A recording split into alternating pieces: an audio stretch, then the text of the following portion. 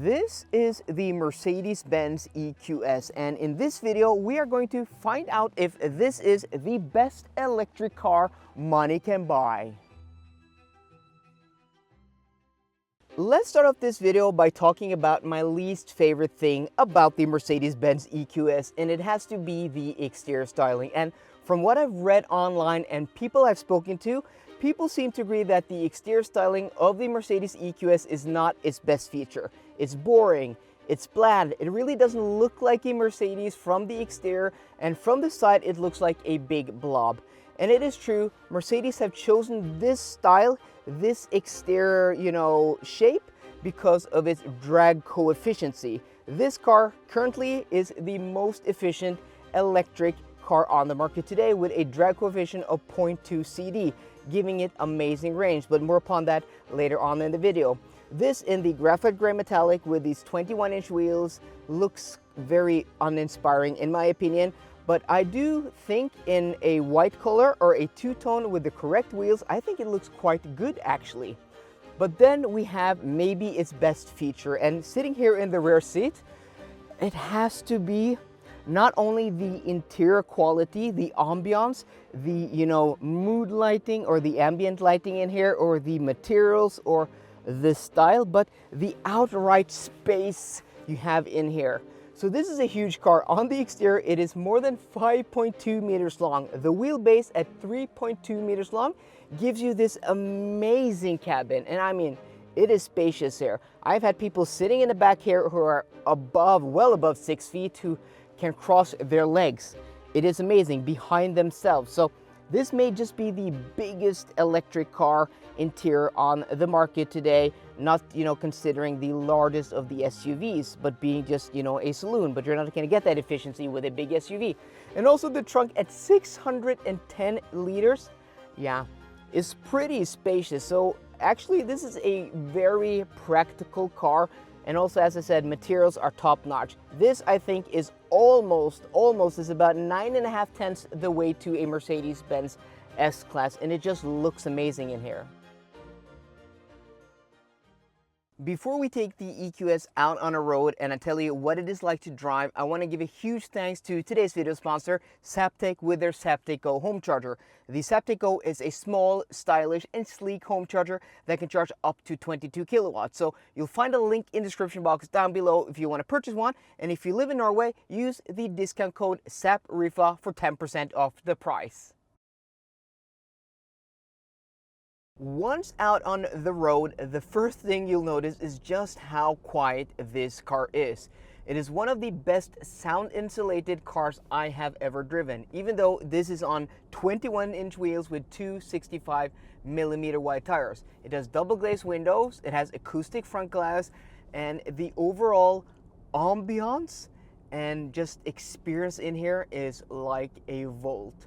I think this is even more quiet than the big Audi e-tron with the glazed windows. It is super quiet.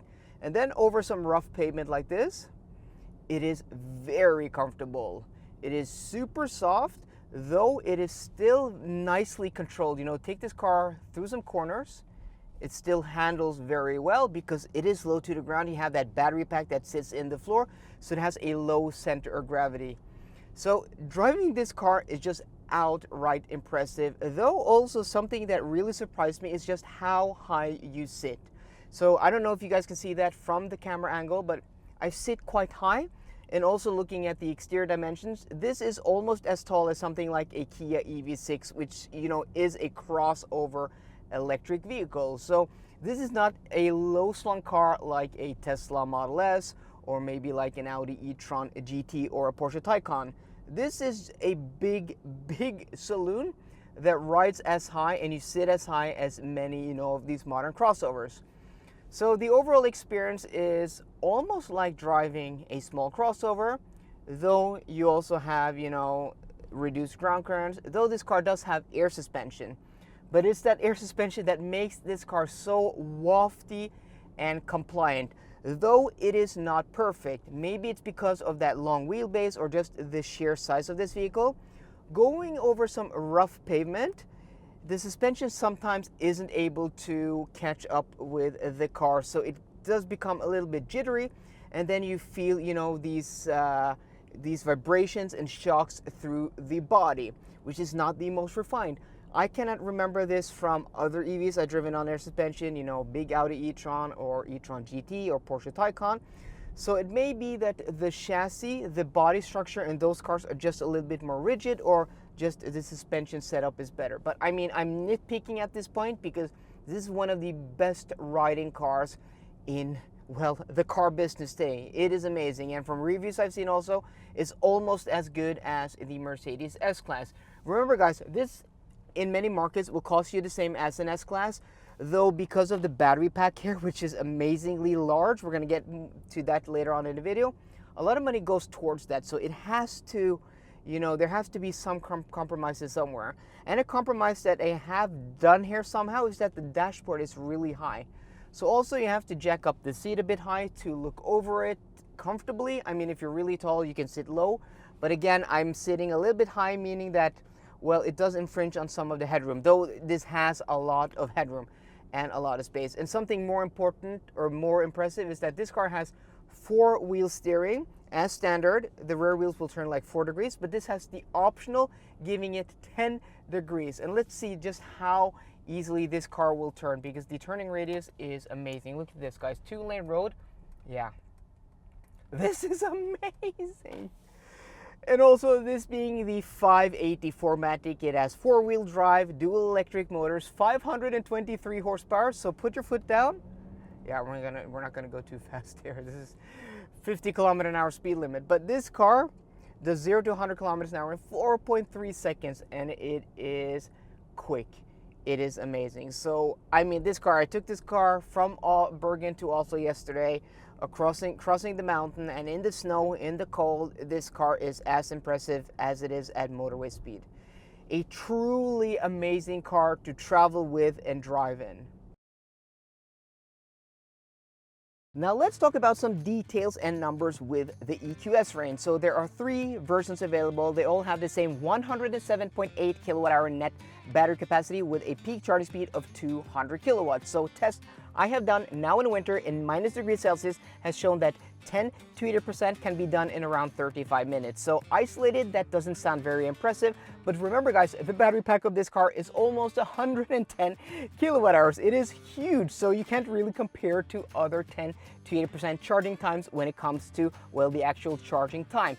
If we look at the number of kilometers gained per hour charging, which is more than 800 kilometers gained in range per hour charging, that is right out impressive. So I'm going to link that video in the description box down below, the 10 to 80% charging time and charging speed test, so you can see how this car actually ranks against the competition. I'm also going to link my exterior, interior, and infotainment tour alongside my range test. So if you want to check out those videos, check them out after you watch this video. But okay, the EQS starts off with the 450 plus single rear electric motor, 333 horsepower, 0 to 100 km/h in 6.1 seconds with a WLTP rated range of 780 kilometers. Then one model up, we have this, the 580 4MATIC with dual electric motors, 523 horsepower, 0 to 100 km/h in 4.3 seconds, and a WLTP rated range of 675 kilometers. Then we have the 53 AMG, which is up top of the EQS line.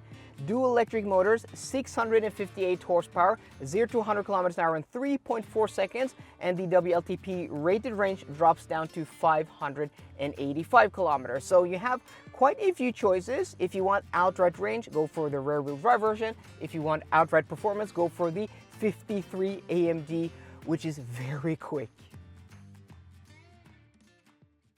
Like most electric cars, this has a digital gauge cluster in front of the driver. In this car, it is 12.3 inches, bright, clear, and of high resolution.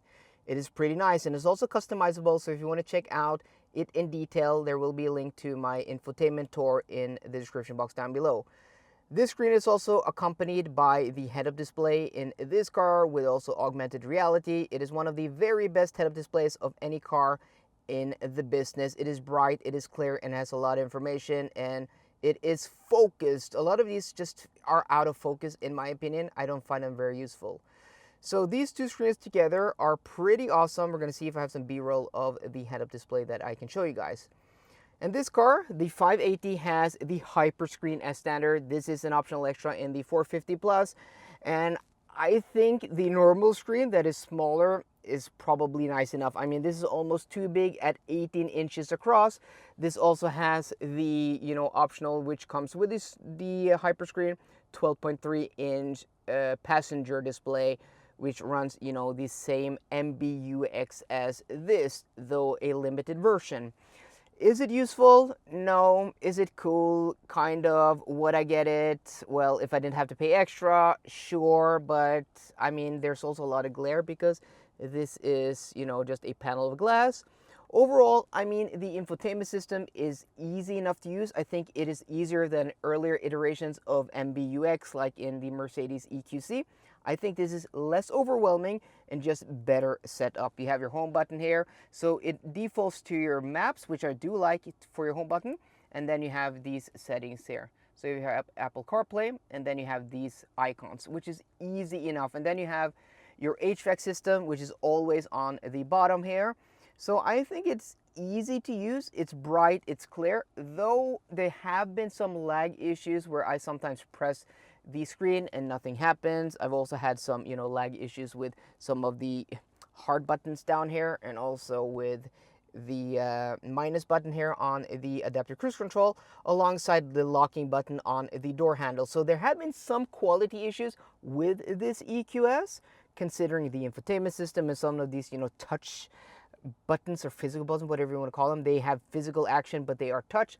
So I have not been too impressed. It's not my very favorite, but some of these aspects are pretty awesome. It is up amongst her as some of the best, but I just think, infotainment systems in the Audis, in Polestar, and also Tesla are better than this, even though these screens are pretty awesome and look pretty nice.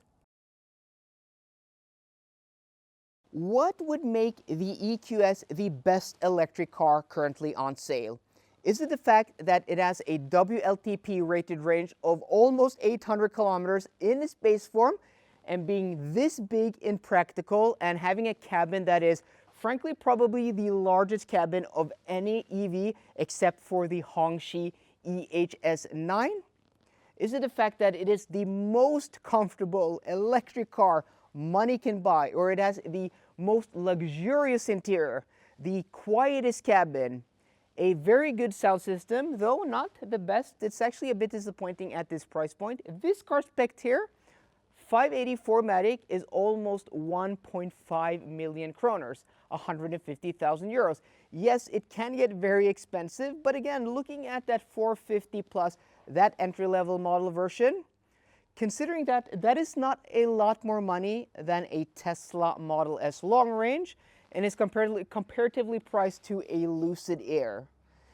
Once you start looking at all these factors, ride, handling, interior quality, comfort, quietness, and then throwing in the Mercedes badge, this becomes a very appealing car.